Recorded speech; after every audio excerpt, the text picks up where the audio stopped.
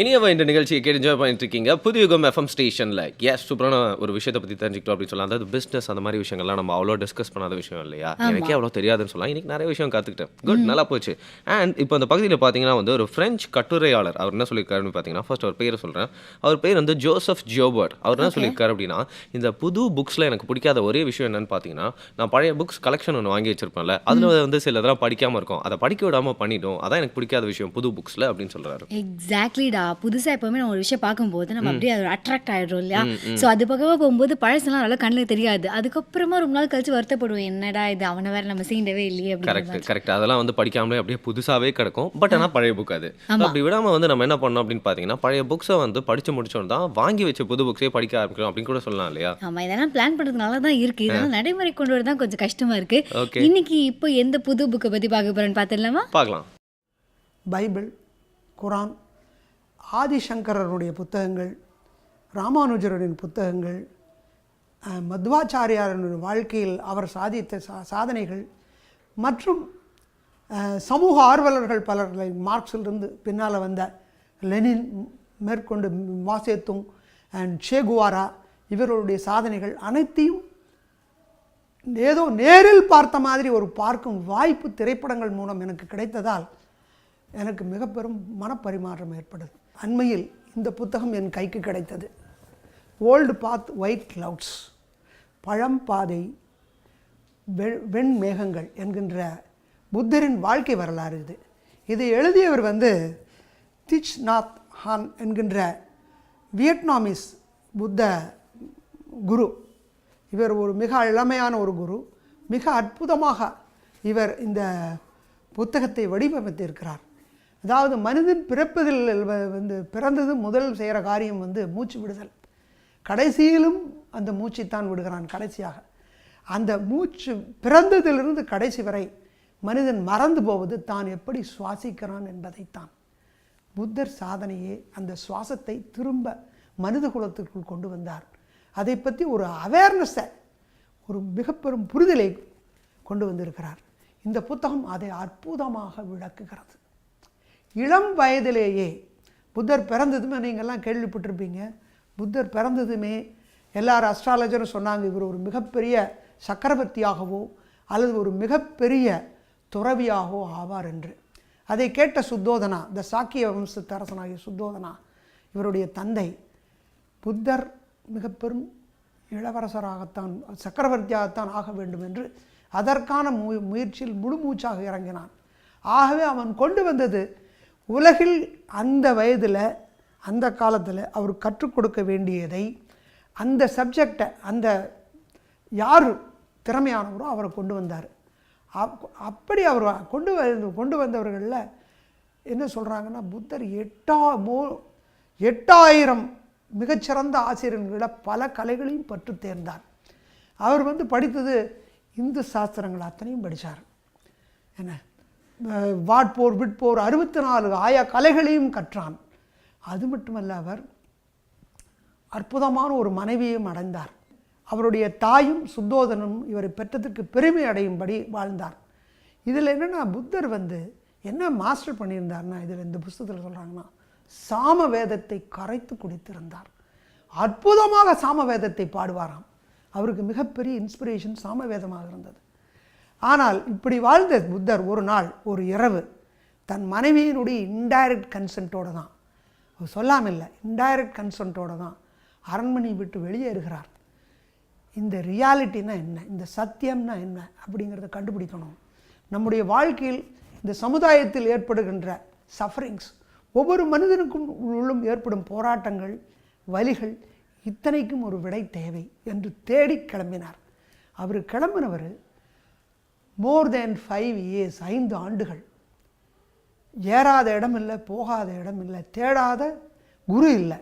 அத்தனை பேரையும் தேடி போய் கேட்குறாரு.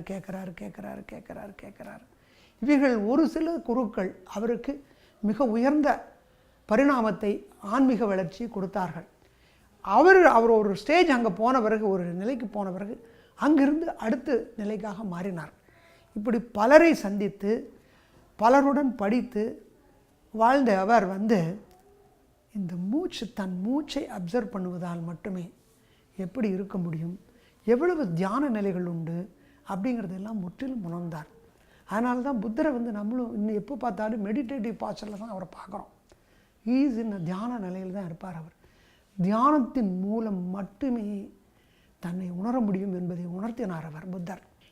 இந்த புஸ்தகத்தை எப்படி கொண்டு வந்திருக்காருன்னா, புத்தரனுடைய ஒரு டிசைப்பிள் ஸ்வஸ்தி என்கின்ற தாழ்த்தப்பட்ட, மிகவும் தாழ்த்தப்பட்ட வகுப்பை சேர்ந்து ஒரு மாடு மேய்ப்பவன், அவனுடைய வாழ்க்கையிலிருந்து ஆரம்பிக்கிறார். அவன் எப்படி புத்தரை முதல்ல சந்திக்கிறான், புத்தர் எப்படி அவனை இம்ப்ரெஸ் பண்ணுறாரு.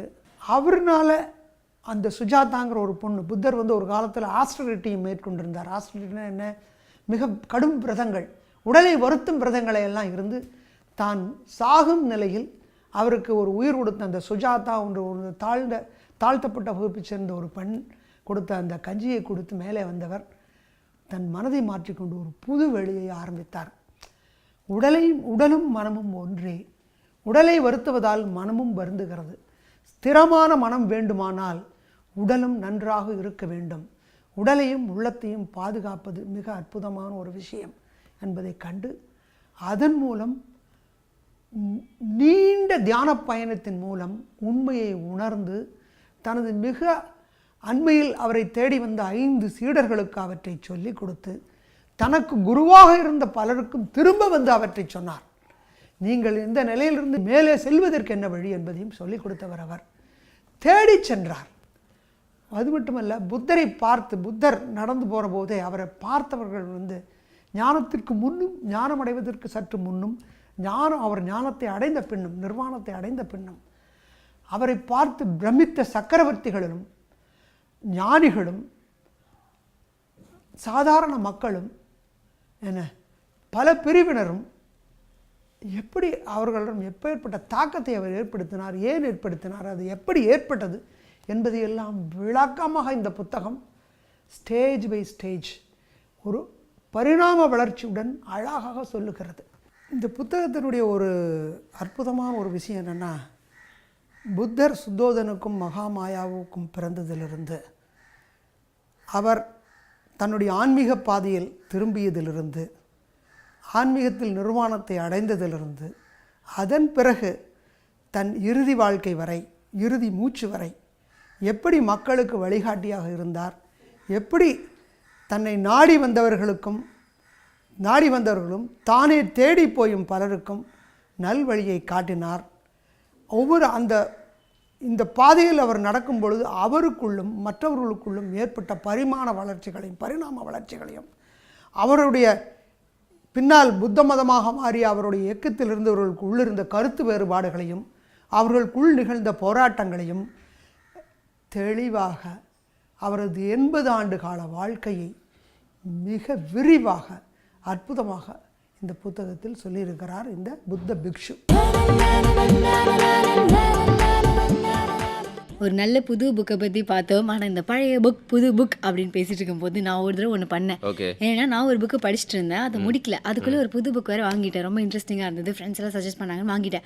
அதுக்கப்புறம் வந்து இதில் ஒரு 4 பேஜ் படிப்பேன். அதுக்குள்ளே அது அப்படியே நான் இன்ட்ரப்ட் பண்ணிட்டே இருக்கும். அதுக்கப்புறம் அதில் போய் ஒரு பேஜ் படிப்பேன்.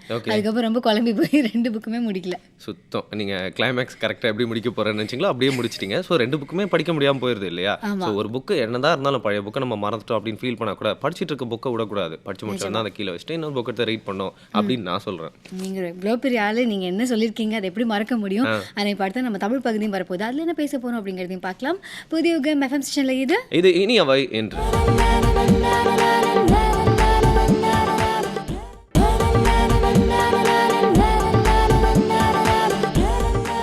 புதிய யுகம் எஃப்எம் ஸ்டேஷன் கேட்டு என்ஜாய் பண்ணிட்டு இருக்கீங்க. இனி அவ இந்த நிகழ்ச்சியில் ஓகே, இந்த பகுதியில் பார்த்தீங்கன்னா வந்து நம்ம நிரஞ்சன் பாரதி அவர்கள் நேற்று பேசிட்டு இருந்த அதே விஷயத்தை வந்து தொடர்ந்து பேச போறாரு அப்படின்னு சொல்லலாம். நேற்று சயின்ஸ் ஃபிக்ஷனான விமானத்தை பற்றி சொன்னார் இல்லையா? ஆமா, நம்ம கூட அப்படியே ஆச்சரியமா பார்த்துட்டே இருந்தோமே. இன்னைக்கு அதை பற்றி கண்டினியூ பண்ண போறாரு. நான் வர நேற்று என்னடா அது அப்படியே விட்டு போயிட்டாரு அப்படி சொல்லி யோசிச்சிருந்தேன். ஸோ என்ன கண்டினியூ பண்ண போறாரு, என்ன சொல்ல போறாரு அப்படிங்கிறத பார்க்கலாம். தமிழ் சிறுகதை மற்றும் தொடர்கதை வாசகர்களுக்கு முதன்முறையாக அறிவியல் கற்பனை சார்ந்த கதைகளை அறிமுகப்படுத்தியது யார் தெரியுமா? எழுத்தாளர் சுஜாதா அவர்கள். தமிழ் இலக்கிய உலகத்தில் நவீனத்துக்கும் புதுமைக்கும் வித்திட்டவர் சுஜாதா. கதாசிரியர், எழுத்தாளர், திரைப்பட வசனகர்த்தா, கவிஞர், பொறியாளர், விஞ்ஞானி, இப்படி பல முகங்களை கொண்ட எழுத்தாளர் சுஜாதா இலக்கிய உலகத்தில் இன்றைக்கு வரைக்கும் என்றைக்குமே ஒரு தவிர்க்க முடியாத பெரும் சக்தி.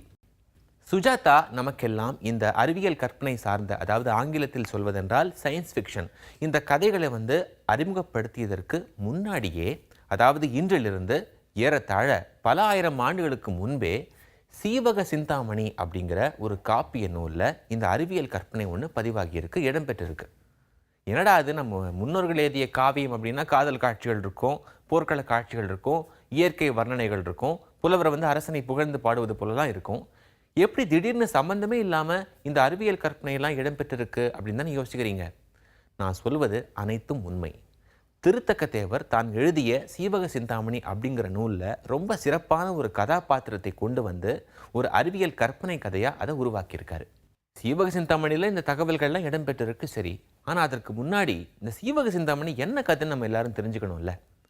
ஏமாங்கத நாடுன்னு ஒரு நாடு, அந்த நாட்டினுடைய அரசன் சச்சந்தன். அந்த சச்சந்தனின் மனைவியின் பெயர் விஜகை. இவர்களுக்கு சீவகன் அப்படின்னு ஒரு மகன் பிறக்கிறான். சில எதிர்பாராத சம்பவங்களால் இந்த சீவகன் காட்டில் பிறக்கிறான். ஒரு வணிகன் அந்த சீவகனை எடுத்து வளர்க்குறாரு.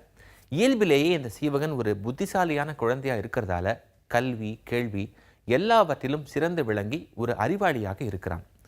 போக போக 8 பெண்களை மணக்கிற சீவகன் என்ன செய்கிறான் அப்படின்னா, முன்னொரு காலத்தில் சில சதிகாரர்களால் தன்னுடைய நாட்டை இழந்த சச்சந்தனுக்கு, தன்னுடைய தந்தைக்கு, தன்னுடைய அறிவுத்திறத்தால் எப்படி நாட்டை மீட்டு கொடுக்கிறான் என்பதுதான் இந்த கதை. சரி, இந்த இடத்துல எப்படி அறிவியல் கற்பனை புகுத்தினாரு நம்ம திருத்தக்க தேவர்? இந்த சச்சந்தன் அரசன் இருக்கான் இல்லையா, அவன் ஒரு ஈடு இணையற்ற ஒரு அரசன். தான தர்மங்களில் அவனை மிஞ்ச ஆளே கிடையாது. ஒரு சிறந்த வீரன், ஆணழகன், இப்படி எல்லா உத்தம இலக்கணங்களும் பொருந்திய ஒரு அரசன் இந்த சச்சந்தன். இந்த சச்சந்தனுக்கு தன்னுடைய மனைவி மேலே ஒரு தீராத அளப்பரிய ஒரு காதல். நாட்டை ஆள்வதை விட வீட்டை ஆளணும் அப்படின்னு தான் ரொம்ப அவன் ஆசைப்பட்டான். அதனால் ஒரு நாள் சச்சந்தன் என்ன செய்தார் அப்படின்னா, தன்னுடைய அமைச்சன் கட்டியங்காரன் அப்படிங்கிற ஒரு அமைச்சரை கூப்பிட்டு, இதை பாருப்பா, நான் இனிமேல் அரசாளெல்லாம் போகிறது கிடையாது. நான் ஒரு சாதாரண ஒரு சம்சாரியாக என்னுடைய மனைவியோடு நான் சேர்ந்து வாழ போகிறேன், நீ நாட்டை பார்த்துக்கோ அப்படின்னு சொல்லிட்டு போயிட்டான். ஆனால் அந்த மாதிரி சச்சந்தன் செய்த பிறகு பிரச்சனை ஆரம்பமானது. சில நாட்கள் கழித்து விஜகை கர்ப்பவதியாகிறாள். அவளுக்கு அப்போது சில கெட்ட கனவுகள்லாம் வருது.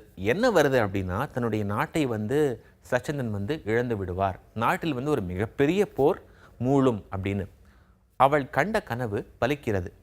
இந்த கட்டியங்காரன் என்ன செய்கிறார் அப்படின்னா, சில சதி வேலைகள் மூலமாக சச்சந்தன் மீதே போர் தொடுத்து நாட்டை எனக்கு வேண்டும் அப்படின்னு கேட்குறாரு. இந்த இடத்துல சச்சந்தனுக்கு ஒரு தர்ம சங்கடமான நிலைமை ஏற்பட்டது. என்னது அப்படின்னா, தன்னுடைய மனைவி இப்போது நிறைய மாத கர்ப்பிணியாக சூழ்கொண்ட ஒரு பெண்ணாக இருக்கிறாள். போர் நடந்துட்டு இருக்கிற இந்த சமயத்தில் அவள் இங்கே இருப்பது சரி வராது. ஒரு பாதுகாப்பான இடத்துல தான் விஜயை நம்ம கொண்டு வைத்திருக்க முடியும். சரி, காட்டில் போய் ஒரு பத்திரமான இடத்துல அவளை தங்க வைத்து விடலாம். ஆனால் யார் போய் அவளை கொண்டு விடுறது? தான் இங்கே சண்டை போட்டுட்டு இருக்கும்போது தான் இந்த சண்டையை விட்டுவிட்டு, போர்க்களத்தை விட்டுவிட்டு காட்டில் கொண்டு போய் நம்ம விஜகையை குடியமர்த்த முடியுமா? முடியாது. இந்த இடத்துல தான் சச்சந்தனுக்கு ஒரு புதுமையான சிந்தனை உதித்தது. சச்சந்தன் என்ன செய்கிறார் அப்படின்னா, தனக்கு தெரிந்த ஒரு மிகப்பெரிய சிற்பியை கூப்பிட்றாரு. உனக்கு 7 நாள் அவகாசம் தரேன். இந்த 7 நாட்களுக்குள்ள மயில் வடிவில் ஒரு விமானத்தை நீ செய்யணும். நீ செய்து என்கிட்ட கொண்டு கொடு அப்படின்னு சொல்லிடுறாரு. இந்த காட்சியை விளக்கக்கூடிய பாடல் வரிகளை இப்போ பார்க்கலாம். அந்தரத்தார் மயனே என ஐயரும் தந்திரத்தால் தமநூல் கரை கண்டவர் வெந்திரலான் பெருந்தச்சனை கூவியோர் எந்திர ஊர்தி இயற்றுமின் என்றான். இதை கேட்கும் போதே ரொம்ப சுவாரஸ்யமாக இந்த கதை நகரா போல இருக்குல்ல? உண்மைதான். இதை தொடர்ந்து மேலும் சில சம்பவங்களும் நடக்குது. சச்சந்தன் மன்னனுடைய ஆணைக்கு இணங்க இந்த தச்சன் ஒரு அற்புதமான விமானத்தை அவர் கண் முன்னாடி கொண்டு நிறுத்திடுறாரு. இந்த இடத்தை ரொம்ப அற்புதமாக திருத்தக்க தேவர் தன்னுடைய பாடல் வரிகள் மூலமாக நமக்காக சொல்கிறாரு. அதை நாமளும் இப்போ கேட்போம். பல்கிழியும் பயினும் துகில் நூலோடு நல் அறக்கும் மெழுகும் நலம் சான்றன அல்லனவும் அமை தாங்கெழு நாளிடை செல்வதொரு மாமையில் செய்தனன் அன்றே. இந்த விமானம் எப்படி அமைக்கப்பட்டிருந்தது தெரியுமா? திரைச்சீலைகள் இருந்து தான் அதோடைய ஜன்னல் பக்கத்தில். அது மட்டும் கிடையாது, இந்த இறக்கைகள் மேலே அரக்கு மெழுகு இரண்டையும் செய்து அந்த ரெக்கைகள் வந்து செய்யப்பட்டிருந்தது. ஏன் அப்படின்னா அப்பொழுது தான் காற்றினுடைய வேகத்தை வந்து அது எதிர்கொள்ளும். இன்றிலிருந்து 2000 ஆண்டுகளுக்கு முன்பே எப்படி நவீனமாக நவநாகரிகமாக ஒரு விமானத்தை வந்து நம்ம முன்னோர்கள் உருவாக்கியிருக்காங்கல்ல. சரி, அந்த விமானத்தை கொண்டு வந்து கொடுத்தாகிவிட்டது. இனி அடுத்து சச்சந்தன் இந்த விமானத்தை வந்து என்ன செய்தான், விஜயை வந்து காட்டுக்கு போனாளா, போர் வந்து என்ன ஆனது, இந்த மாதிரி ஏராளமான கேள்விகள் உங்கள் மனசில் இருக்கும். இந்த கேள்விக்கான விடைகளை அடுத்த நிகழ்ச்சியில் கண்டிப்பாக எல்லோரும் தெரிஞ்சுக்கலாம்.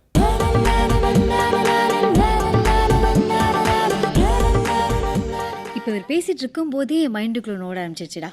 சீவக சிந்தாமணியே சயின்ஸ் ஃபிக்ஷனா அல்லது இல்ல விமானத்தை பத்தி பேசுறாங்க தெரியுமா, இது மட்டும் சயின்ஸ் ஃபிக்ஷனா? இன்க்ளூடட் அப்படின்னு சொல்லலாம். இந்த மாதிரி ஒரு விஷயம் வரும்போது வந்து அதை சயின்ஸ் ஃபிக்ஷனாவும் நம்ம பிரித்து எடுத்து பார்க்கணும்.